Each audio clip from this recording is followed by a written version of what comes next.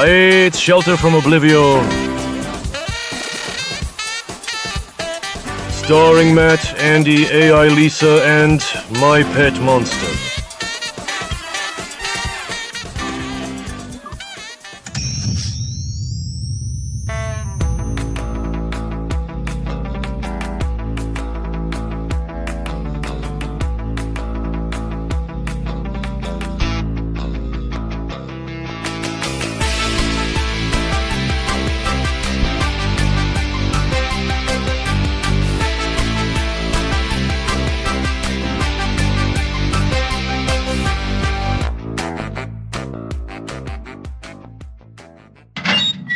One day we'll have a guest, I promise. I don't know who. It won't be anybody famous. I don't think we know anybody famous. Well, when we meet people as responsible as us who will actually show up in a door.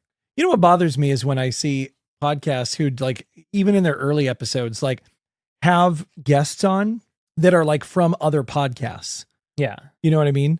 So it's like, how did you know this person? You have like 4 episodes. How did you already meet another person from a podcast? Or is this like a friend you've known for a long time? They started their own show and you have your own show. Well, and now you're doing like this false cross promotion. You know, when there were less than like, a million podcasts out there, people probably tried to put a little bit more effort and we're going to keep this thing going. Yeah. I don't know. I don't trust it. Anyway, if you want to be a guest on our show and, be part of all the glitz and the glamour that obviously we show every month, you just write us, go to Instagram, send us a DM, tell us who you are, what you like to do. And the only requirement is really that you bring some sort of 80s candy chip. Like drink. No, you have to supply all the snackums for the episode. And that's really only your only barrier to entry. It's like the MTV the state contest, but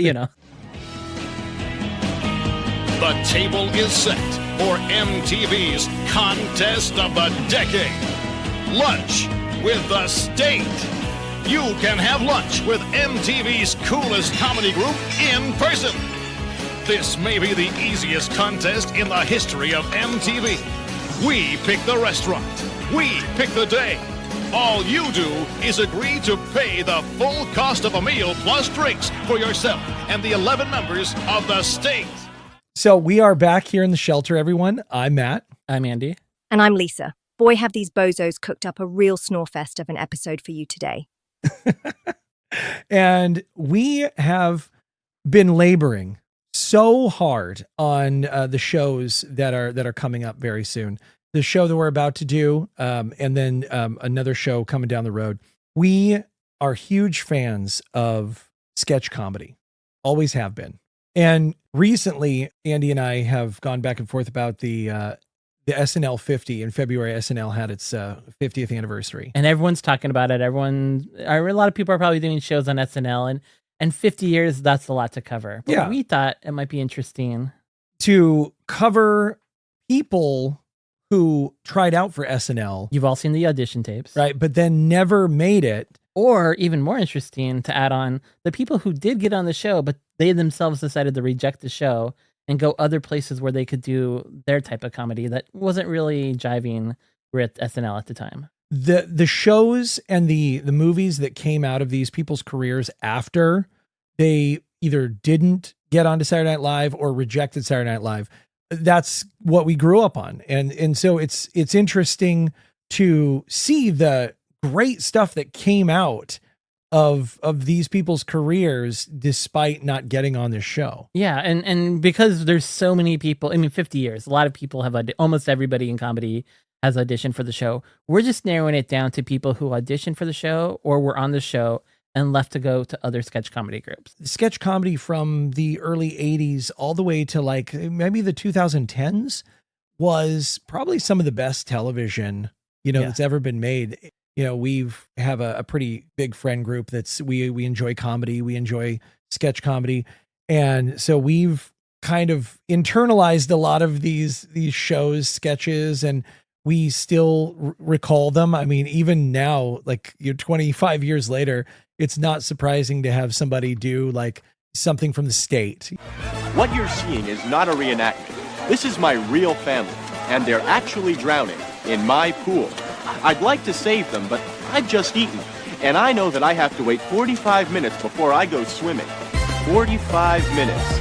So by that time, well, let's just say the pool boy's going to have his work cut out for him. And every decade had its own little scene, or its own little rejection of what was happening at the time. And usually that rejection was rejecting what SNL and the networks were doing, and saying, what could we do that they don't do? Well, like just the other day, I was, the way my brain works, I went to get some water at the office, and out of nowhere, like there was a sketch that Jim Carrey did where he was Vanilla Ice. And he's got, a song that he does. He goes, I'm white, and I'm capitalizing on a trend that's currently rising. Mix it with Curly and Larry and Moe. Hey, yo! I'm just in my head. I'm doing the entire song from that for no reason. And it's 30 years later, and it's just hitting me like a bolt of lightning. A bolt of lightning. And he's definitely one of those famously tried out for the show. He tried out in 1980 and 1986. Didn't get on, but I think almost everyone, I think he is the one that we all, like everyone can point to as it was better that he went to to In Living Color and wasn't an SNL. Yeah. Because so much of what he did would never have made it on air at SNL. Okay. So then what we're going to do is we are going to give Lisa the day off. My bags were already packed. Enjoy your chip-covered couch cushions, you discount Wayne and Garth. Well, that was a little rude. Oh man. I wish we had an HR department, but we don't. Andy actually has copious notes here that kind of break down all these different people who weren't on SNL, but then all of these other sketch comedy shows they went to, and a lot of great comedy that came out of this rejection. Like if you can say, like, when something happens, what's a silver lining to it? It's like there's a lot of silver linings. And this is going to be it's going to be a quick drive by, because what we're going to do over the next few months is, well, I've been calling them shelter shorts because I can't fit the entire thing in like Podbean's like title. Yeah. So unofficially they are called Shelter from Oblivion, Get Sketchy. Nice. And so each episode will cover one sketch comedy show, or maybe a cluster, depending on like the genre. So so right now we're going to just do a quick drive by, because you're going to be like, there's so much more information, and we know, and we have it coming. Don't worry. We're going to use this as sort of a preview episode. Mr. Sturdivant! Mrs. Sturdivant! Is it really true? Are you really selling Dinosaur Town? I'm afraid it's true, Pee-wee. We tried to make a go of it, but we just can't. The bank wants its money, and we don't have it. We meant to tell you, Pee-wee, but frankly, we didn't know how. But how can you sell Dinosaur Town? What's going to happen to the Stegosaurus? Well, I'm afraid it's going to be dismantled, Pee-wee, along with all the others. Brontosaurus, the Allosaurus, the Pterodactyl, biggest collection of full model thunder lizards in the state. That's what they call progress. No! Right out of the gate, 1980. Didn't go into a sketch comedy show, maybe necessarily, but Paul Reubens, Pee Wee Herman. Yes. I saw this note and I thought this was great. So he was as we said before, he was from the Groundlings. Yeah. Right? Where he also met and worked with Phil Hartman, yes, who later would make it onto SNL. He was passed over for Gilbert Gottfried. Gilbert Gottfried actually maybe worked better on that show than Pee Wee, because Pee Wee, I think we can all say, went on to do bigger and better things. Yeah. I don't know. And it's interesting though, because I would actually put Gilbert Gottfried in Pee Wee's level. Like I would put him in the, to use your word, ecosystem. Like when I think of Gilbert Gottfried, I sort of think of that sort of 90s avant-garde comedy. Yeah, like that sort of alternative comedy before it had a label, whether you want to call it that or not. I don't want to use the word grimy, but it's like, he did do USA Up All Night. Boy, I wish I could find a girl with a mouth like that. I'd like... Oh, hi. Gilbert Gottfried, USA Up All Night, here at Kastabi World, New York City. And we're watching Senior Week. Yeah. And where he was previewing like grimy, like 80s and 90s maybe movies. underground, if you will, or underground is the nice like way when of the comedy it. boom was happening, and you had all, Jerry Seinfeld and Leno and all these other, who you think of when you, Paul Reiser, and when you think all these people you think of from the 80s, Rita Redner, there's these groups that were doing stuff that was like on the fringes. I think that's the best Yeah, You I think know, that's the Paul I think Rubens that's the was on the kindest way of saying it. fringe. Gilbert Godfrey was on the fringe. Elvira. Did you once audition for Saturday Night Live? In 1980. Wow. Yeah. It's not that I had any material to show or anything good to do. I just knew they'd hire me just for my purse because I'm not a nice guy. Wow. And well, It's the worst thing I've ever done in front of people in my life. I wrote something about 15 minutes before I went over there. And Someone I found interesting who tried out for the show in 1980 was John Goodman. Because John Goodman is one of those actors. I mean, the first time I saw him was on Roseanne, but then, I mean, he's been in a lot of Coen Brothers movies. He's been in everything. And he really knows comedy. I mean, he was passed over for Joe Piscopo. Yeah. He took Joe Big Teeth Piscopo over John Goodman. But I was thinking about this, and honestly, I don't think John Goodman would have been good on that show. I don't think so. He hosted 13 times, which obviously says a lot about his ability. And he would have, I mean, if he would have got on the show, he would have been better to leave as soon as possible because all the great work that he's done over the years, he would not have had time for that show. You know, I think almost when you think about it, let's say he'd stayed on the show, all the stuff he wouldn't have done. Oh yeah. By being, well, I can't, I'm on this show. And if he was making the SNL money, would he have done all those Coen Brothers movies for no money? Yeah. You know, like Barton Fink. No John Goodman and Barton Fink. No, thank you, sir. No, absolutely not. Yeah. And I think he was much better served being on Roseanne and all those other things that he went on to do. What do you mean you don't shine shoes? What do you do here? I tie shoelaces. You can't make a living tying shoelaces. People tie their own shoelaces. Well, maybe you do, Phil. But Flip sees that I get by. Flip? Flip Wilson. Comes by here every day so I can tie his shoes. During the early 80s, Lorne Michael had left. Yeah, I mean, that was the dreaded 80s, which I won't speak too much about because I didn't actually, I mean, I was born in 80. So I would not have been mentally online for all of the time that, Robert Downey Jr. was on there, or Anthony Michael Hall, Joe Piscopo, Julie Louis-Dreyfus. You know, like David Larry famously wrote for the show for a little while. And David Larry or Larry David. Oh, thank you. Yeah. I am told a campfire story of how awful those times were. And I have watched some sketches from that era and they are bad. So yeah, so in the 80s, you know, they were having a lot of ups and downs, like a lot of downs. Gene actually. Dumanian, if you want to say something about that. Gene Dumanian took over for Lorne Michael. He only lasted a year because they just couldn't find the right footing. Okay. Then Dick Ebersol, who worked under Lorne Michaels, took over for a little while, and he was really trying to, right off the gate, he was like, let's bring some of these SCTV people in. John Candy was like, no, thank you. Yeah. Catherine O'Hara came on. Some people joked that she left after the first day. If you don't let me gut out this house and make it my own, I will go insane and I will take you with me. She has said in interviews that she was there for about 2 weeks, but it just was not the environment for her. Which is a loss because I actually think she would have been great.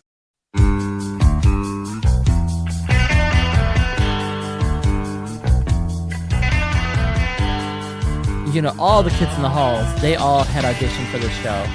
Yeah. And none of them got it. And they credit Lorne Michaels with really being the producer, the person who helped push their show through. Yeah. Like, he sees talent, and I think he was probably right on. He's like, you know, these 5 guys do not fit for SNL, but they deserve their own show. He's like, you know, they all live in Canada. We don't want to bring them all to New York and pay for their rooms and everything. We'll have them do their show there in Canada. So they credit him with not just helping them get a show put together, but muscling their show through different networks. Yeah. Like, he muscled the show onto HBO. He muscled it onto CBS. It was the kind of show that, despite the ratings or finding the right footing or the audience, he just helped make sure that show just kept going, and really great comedy came out of that. Yeah. And I think that's what a really good sketch comedy, you're not always finding your audience right away, but if you just let them keep going, and some of these shows that have 3 or 4 seasons, they don't go anywhere afterwards so much, the show, but like some really great skits that live on forever. Well, and speaking of Kids in the Hall, you have it on here, and I remember these years where Mark McKinney from Kids in the Hall did finally make it under Saturday Night Live. They didn't use that. He was completely underused. He had proven how smart and funny he was from Kids in the Hall. He's doing I'm Crushing Your Head. He's the bird lady. He's, one of the ladies who works in the office. Yeah. And his range is insane. And it's proven in his career. His career has been wonderful. Yeah. I really liked his work from Superstore when he was playing the manager on that show. It's very funny. Okay, before the new district manager gets here, I just wanted to warn you. Her name is Lori Neustadt, and she's a woman, so let's not act like that's weird. Yeah, and I think that was really... I've never seen the show, but I remember early 2000s when you had a whole idea of doing a Superstore type of show. I was going to do Retail the Musical. Yeah. Because I at the time was working in a Walgreens, and I thought it would be really funny to have a musical about all of the annoying things that we never talk about when we work in retail. Which is funny because 80% of this country works in retail. And so all of these people, when you go into a store, if you work in retail and you go to a different store, you know that everyone in there hates you for being in there, but we never talk about it. And so it'd be funny to have a show, completely dedicated to the real feelings of the people who help you every day. Another Canadian who played the straight guy, when Dave Foley came over to do news radio. Yeah. There's some funny in the show, but when you see him on Kids in the Hall, the whole range he has. All these guys. And so Mark and Dave, I don't know why America just doesn't know how to use these guys. Is just set them loose. Yeah. They're going to do great. I will say Seinfeld did a good job with Kevin McDonald. Yes. Like a denim vest, the Canadian tuxedo himself. Yeah, no, that was the episode Hitting on Elaine. Because that was the episode where she has the sub. She's got the punch card for the sub, but she writes her number on it, a fake number, which is a bagel place, H&H Bagel, where Kramer used to have a job that we find out. Yeah. And is this also the Festivus? This is the Festivus episode. Is it the same one? It is the Festivus because Kramer goes to H&H Bagel. Oh yeah, but then he ends up going back on strike because they won't recognize Festivus. Yeah. Oh my gosh. Yeah. So it's Festivus, it's Two-Face, and it's Denim Vest. So it always comes in threes. That's wow. Seinfeld knows how to do it. Man, what a great episode. And Scott Thompson. He's still Buddy Guy, Buddy Rich, Buddy. I can't remember his fake name. Buddy Cole. Yeah, I think it's Buddy Cole. Buddy Cole. He's going to be in Portland pretty soon, actually, doing his. I hope. Are we going to go see him? We should. I would love to see him. He's very funny. But he had these great monologues that he would bring on the show that you don't see a lot in sketch comedy. You don't have this individual come out and do their bit. It's like stories from a gay bar, basically. Yeah. Bonsoir. Noticed anything different? I'm not smoking. And it's great. I saved so much money that I bought myself my own bar. It's called Buddies. You're sitting in it. That was really funny. So none of these guys make it onto SNL, but Damon Wayans does in the same year, 1985, 1986. Oh, really? And Damon Wayans, I think a lot of people, he's definitely famously just underused, just wasn't the right fit, the right humor for the show. Yeah. So, and Jim Carrey tried out, I think in 86, his second time. So they go on to Keenan Ivan Wayans, Damon Wayans' older brother's show, In Living Color.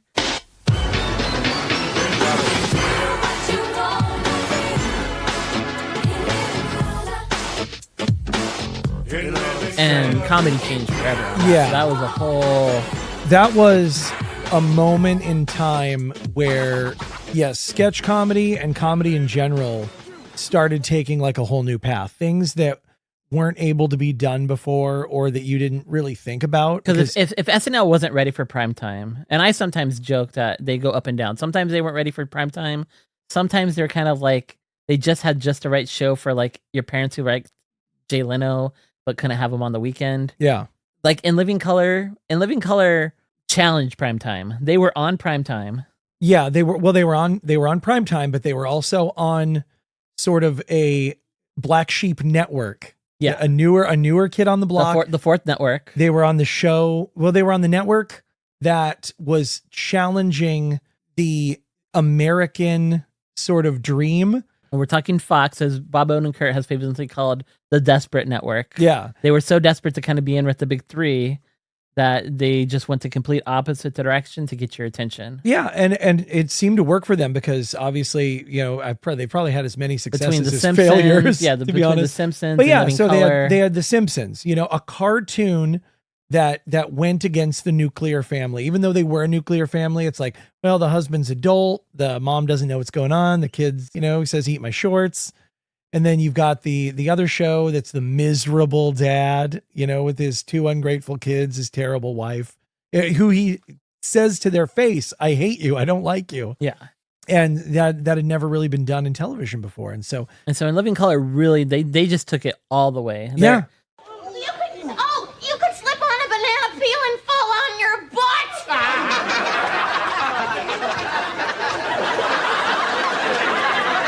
Oh yeah, fall down, bust my skull open, have my blood and brains ooze out on the carpet so you can get a couple of cheap laughs, huh? I don't think so. Homie, don't play that. And so it was such a groundbreaking comedy show. I can't say enough about it. And I'm glad that these two gentlemen didn't get onto SNL and sort of didn't get stuck and been on the show for 12 years, like Kenan Thompson. I think for us, when we were kids, I had seen more in Living Color than I had SNL up until when I got older and the 90s hit. And then I was staying up later and watching SNL. But in the 80s, I knew In Living Color a lot more than I did SNL. Well, think about the barrier to entry for children for SNL, though. There's a reason that we didn't watch a lot of it is because I think it came on at 11:30 at night. Yeah. In Living Color, I was 12 years old and it was on at 8. Yeah. Or I think 8:30, something, because I think The Simpsons always, 8 o'clock, always trumped in that sweet spot. Yep.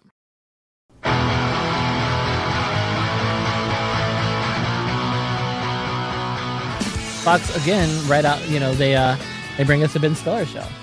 Yes, 1992's Ben Stiller show, which we're going to talk in more detail on. But I mean, this show's made up of a lot of SNL alum. You have Ben Stiller, who showed up for 5 weeks, and he really wanted to sort of be like an Albert Brooks.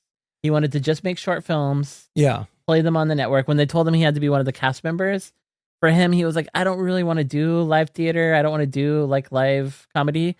So Bob Odenkirk actually admired that Ben Stiller knew at an early age, this isn't Bob for me. Odenkirk was a writer. Bob Odenkirk was a writer for 3.5 years. His famous, he sort of never felt like he had quite the right footing at that show. And at one point he took a little hiatus from the show without the show knowing. Yeah. He would leave from I think Tuesday or Wednesday through Saturday and go back to Second City where he could actually get on skits and perform on stage. Yeah. That's where he met Chris Farley and he wrote the famous Foley man in a van. Oh, the Down by the River? Yeah. Matt Foley. So I'm living in a van down by the river. Yeah, Bob Odenkirk wrote that at Second City while he was still at SNL. He would just show up. He'd fly back Saturday to SNL to be there for the screening at night. Oh, man. And then he'd roam the halls so people just thought he was around there. I'm working today. But yeah, so the Foley skit gave him one more year, but then he decided to leave and go to LA. Yeah. So, because the Ben Stiller show is made up of Ben Stiller, Janine Garofalo, Bob Odenkirk, Andy Dick, and then sort of by way of association, we'll put in David Cross. Yeah. So David Cross tried out for the show in 92 and was rejected. Yeah. But then I totally get that. Jean Garofalo was there in 94, around the same time as Odenkirk. But she left after 6 months, and she's even said that she wished she would have left earlier, but her agent was like, that would be bad. You should actually try to wait it out. And then she thought it actually became worse that after 6 months had she just left right away. Yeah. But yeah, she just wasn't feeling it. And she goes on to be sort of like the backbone behind the Ben Stiller show. She meets all the different comedians, gets them all together. Yeah. And again, much better served.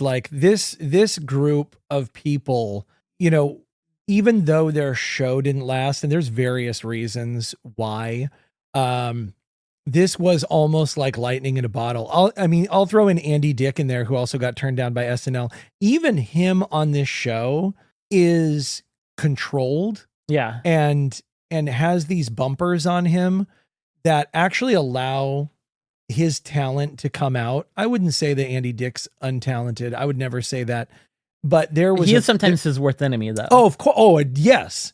And he's had a history of that. Also joined by Andy Dick, who is in recovery and has been rehab multiple times. And Andy, that's what I want to talk about. It's people look at rehab and go, "Oh, you had to go so many times. It didn't work." Multiple times, 12. 12 times. Exact, 12 times. Okay.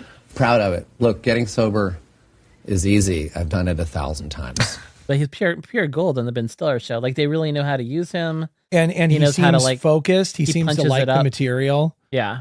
And so it's a really great time in his career because he was with his peers and they were writing stuff they knew he could do. Yeah. They were like the show that was pointing out, like, they were all, with that sort of 90s edge, what music was already starting to do with Nirvana. And the show was all about saying, here's everything that we feel like is wrong with network television, and we're going to put it in a sketch comedy show. Look, I rode that brown tiger for 20 years. It took me through a carnival of hell. I became the plaything of Indonesian businessmen. By the end, I was barely human. But I'm willing to give it another shot. After Janine Garofalo left, SNL was looking for another funny woman, another funny lady to come in and take her place. And they had offered it to Amy Sedaris. Yes. And Strangers with Candy. Yeah. Amy Sedaris. Yeah. So she turned it down because she had a one-woman show going on. But she's also a Second City alumni. She eventually did Strangers with Candy that had other Second City alums like Stephen Colbert. Oh, yeah. And then Paul Dinello. So those were other sketch comedy people who went on to create their own show. We wouldn't call Strangers with Candy per se a sketch comedy show. That was a very funny show, though. Yeah, very funny show. It was really good. And then I was looking up Stephen Colbert, she works with Stephen Colbert. And this is like, the more you look into this, the more there is like a crazy conspiracy theory corkboard of just lines, just yarn lines going this way and that. Because she worked with Stephen Colbert. Stephen Colbert gets rejected from Saturday Night Live. And then he ends up working on the Dana Carvey show with Steve Carell. But then Steve Carell and him come back to work with Robert Smigel on TV Funhouse, doing the voices of Ace and Gary for the ambiguously gay duo. Look both ways before crossing the street. And always hold hands with your buddy.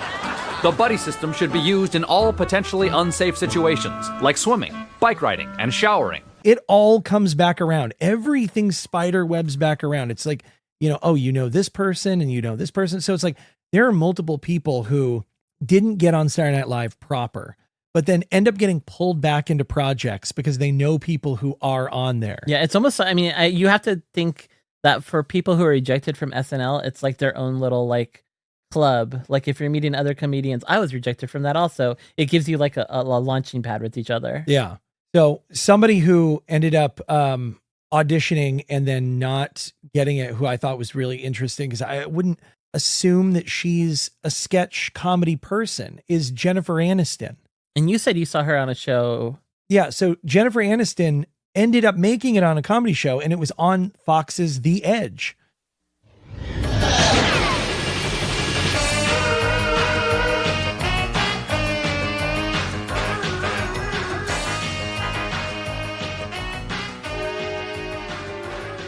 She was on there with Wayne Knight, who went on to play Newman, and Tom Kenny, who's the voice of SpongeBob, and then Rick Overton. So yeah, she was in good company. God, she had such a weird career. She starts her first movie in The Leprechaun, right? And then she's trying to get on Saturday Night Live, gets on a sketch comedy show called The Edge. From there, ends up working her way into one of the most famous television shows that's ever existed. And then you have like two schools, people who might remember The Edge and know that she can be funny, and people who don't. So by the time she shows up in Office Space, a lot of people were like, wow, she's really funny. Yeah. But I don't find her sketch comedy funny. Like Mo Collins from Mad TV can be a Jennifer Aniston, but I don't think a Jennifer Aniston can be a Mo Collins. But can a Jennifer Aniston sort of be a bit of a George Burns, like plays the straight character that allows Gracie to shine? Yeah. So like, I mean, if even that's what you want your career to be, even in Office. Well, I mean, that's a big part of comedy. Yeah. I mean, Odenkirk does that for David Cross and Mr. Show. I mean, and but they're both he hilarious. also gets to play Manson. That's true. In the Ben Stiller show. So it's like Manson Lassie. I can't wait to get into the old episodes of The Edge. Now you could argue this next one if this is sketch comedy or not. Hi, I'm Johnny Knoxville. Welcome to Jackass. Johnny Knoxville at one point was going to be on SNL and he was going to show some of his stunts gone wrong. Yeah. Sort of Super Dave, sort of Albert Brooks, kind of what Ben Stiller wanted to do. Where he didn't want to be a full member. But of he the didn't want to be a cast full either. member of the cast. He just wanted to have his shorts there. That didn't really work out, and he went on to do MTV Jackass, which, again, you could argue if that's a sketch comedy show or not, but it's definitely lots of skets. Yeah, that's something that kind of bugs me is that they were not ready for what Ben Stiller wanted to bring to their show, right? He wanted to make the little movies. Yeah. And it's fine. And he's good at it. Really he's good very at it. good at it. But it's like they were like, no, you have to be a member of the cast and everything. And then it's like, what is it, like 20 years later or something? You know, you have Andy Samberg on the show, but then his two friends, Lonely Island, they don't have to be on the show. And they just get to produce these videos. That's one of the criticisms of SNL is it moves like a slow dinosaur. Instead of it picking up on what's hot right away. Yeah. In 1992, they wait till like the mid 2000s to figure that out. So Ben Stiller and Johnny Knoxville, they weren't off course about wanting to make short films and not be part of the cast. Because despite that not happening again until the 2000s, it had happened originally in the 70s. Like you had, you had Albert Brooks. You had Tom Schiller, who he would make Fellini kind of parodies of La Dolce Gilda. He did stuff for Don't Look Back in Anger with John Belushi. So that had happened before. So somewhere in the middle, they just didn't let it ride, which was fine. We got the Ben Stiller show, we got Jackass. So yeah. Hey everybody, I'm the new kid. My name's Brian. I like to skateboard. I heard your last student pooped his pants. What an idiot! Hey, is that my seat? Donald Glover was in Derek Comedy, and he tried out for twice. He tried twice. Yeah. For the show. So when he eventually hosts the show, he even makes a little joke. I saw the clip of him. He brings it up. It's pretty good. He's like, oh yeah, I kind of know my way around here. Ellie Kemper was also part of that audition. Yeah. She didn't make it. I did not sleep with Lorne Michaels. Right. Did you ever speak to him about what went wrong or why you didn't get the part? No, but I totally agree with his decision. I don't think I would have throve on that show because I don't do celebrity impressions very well, characters very well. My husband writes on the show now though, so I still haven't seen him, Lorne Michaels actually, so never mind. But I just dropping that he wrote on the show. But Bobby Moynihan from Derek Comedy did make it. Yeah, that must have been an interesting ride home. When Donald Glover moved over to Community, a lot of these guys went over and sort of did one-off characters on that show. So it's kind of a fun Easter egg. Yeah, another fun little Easter egg. They go on to do Community, which is Dan Harmon. Yes. And what's funny is Dan Harmon wrote a pilot with Ben Stiller and Jack Black and Owen Wilson called Heat, Vision, and Jack. Yeah. So all these people, everyone sort of connects with each other somewhere along the way of comedy. That's where Ben Stiller met his wife, who had previously been on Hey Dude on Nickelodeon. Oh yeah. It all spider webs, folks. I'm telling you, there's a conspiracy somewhere. And then there's this little circle. There was a show called Fridays, which is sort of maybe the anti-SNL or its own little... It's interesting because I remember watching some clips from Fridays. I don't know when. I was a child. It got pumped into my brain somehow. And I didn't get it recalled to me that Fridays even existed. Until social media later on. Until I watched Man in the Moon. Oh, yeah. Right? When they do Jim Carrey's Man in the Moon. Oh, yeah, when they recreate... The dinner scene. The slap. And and I was like, yes, there was a show called Fridays. That show had, Larry David, and it had Kramer, Michael Richards. Yes, it had Michael Richards, Andy Kaufman, who was on the first episode of SNL. And then first cast. had Julia Louis-Dreyfus in the show. And she was on SNL from like 82, 85. Yep. And then, so you tie this in, a lot of some of these also SNL players also go on to like Seinfeld and Curb Your Enthusiasm. Like Sarah Silverman is an episode of Seinfeld. Also someone who was on SNL for a year, but it didn't really work out. I mean, it wasn't the right place for her. She left, went on to do her own show at some point. Yeah. She had the Sarah Silverman show. And then JB Smoove. Yeah, I love JB Smoove. He's actually very cool. And you have lots of great stories of him in the writer room of SNL. He's someone who should have left and went somewhere else to get those skits made. Way sooner. But brings so much life to Curb Your Enthusiasm. Yeah. I mean, so much humor to that. Yeah. And to close out the episode, there are a couple of people that I think are a great mention. One, Jennifer Coolidge. She played Stifler's mom, and she was in Best in Show. She went on to be quite the character actor. Yeah, she pops up in so much now. Oh my God. You look like the 4th of July. It makes me want a hot dog real bad. The uncategorizable Zach Galifianakis. Yeah. Like I cannot believe he didn't make this show. I think that's the problem with humor that he has and some other people is it needs time. There needs to be a payoff here. I find Dana Gould to be the same way. It's very hard for him to just come out and just punch. He can't just come out, hey, punch, punch, punch. It's like his best comedy is like, boiling soup. Yeah. You have to like wait for that to come around.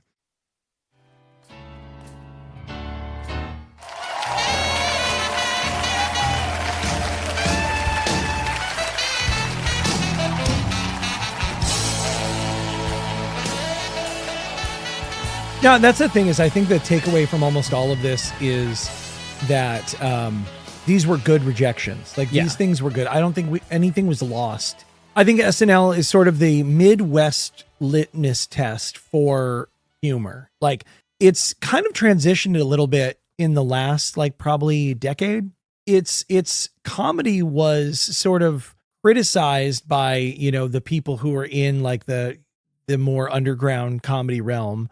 But then like also praised by the people who are, just regular like television critics, both for being sort of middle of the road. Like it was their blessing and their curse. Right. And one could argue whatever everyone can intellectualize or argue what they should or shouldn't have done, who they should have added, who they shouldn't have. Yeah. But again, we're here to say we've chosen not to do an SNL 50 because so many other people are, and they've been around for 50 years. So whatever they've done, they've worked it out. They've been around longer than any other group. Not saying that makes them the best. And how it's worked for them and their audience. Yeah. How do you tackle like the waves and the changes from the 70s to the 80s to the 90s to the 2010s? Over the next few months, we're going to be talking about a lot of different sketch comedy groups. I think for me, one of my favorites is MTV The State. Yes. And I like the fact that this group of comedians, they all came straight out of college right into their own show.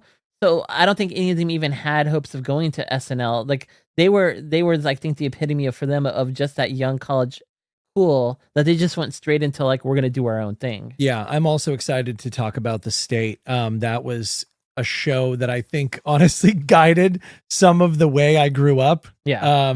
Because it not only challenged my personal thinking as a person, but it challenged what could be on television and like what comedy could be. And if In Living Color was on at primetime, which was earlier than SNL at 11, you could watch The State right when you came home from school. Yeah, that's true.